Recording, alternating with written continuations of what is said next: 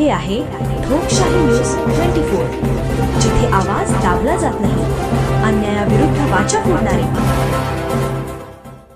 शिर्डी येथे उभारण्यात आलेल्या देशातील सर्वात मोठ्या खासगी संरक्षण उत्पादन प्रकल्पाची केंद्रीय संरक्षण मंत्री राजनाथ सिंग आणि महाराष्ट्राचे मुख्यमंत्री देवेंद्र फडणवीस यांनी संयुक्त पाहणी केली. यावेळी chief of defence staff Anil Chauhan, पालकमंत्री राधाकृष्ण विखे पाटील, संरक्षण विभागातील वरिष्ठ अधिकारी तसेच उद्योग क्षेत्रातील मान्यवर उपस्थित होते.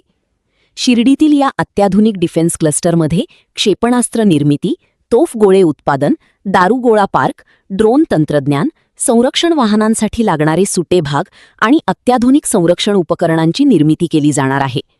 या प्रकल्पासाठी हजारो कोटी रुपयांची गुंतवणूक करण्यात आली असून देशाच्या संरक्षण उत्पादन क्षेत्रात शिर्डीचे नाव अग्रस्थानी येणार असल्याची भावना व्यक्त करण्यात आली.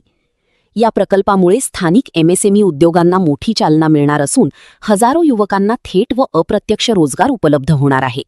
तसेच परिसरातील लघु उद्योग, वाहतूक, बांधकाम आणि सेवा क्षेत्रालाही मोठा फायदा होणार असल्याचे सांगण्यात आले.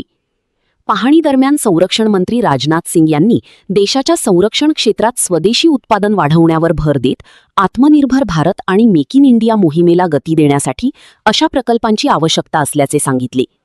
मुख्यमंत्री देवेंद्र फडणवीस यांनी महाराष्ट्र राज्य संरक्षण उत्पादन क्षेत्रात मोठे केंद्र बनत असून भविष्यात आणखी गुंतवणूक आकर्षित करण्यासाठी सरकार प्रयत्नशील असल्याचे नमूद केले.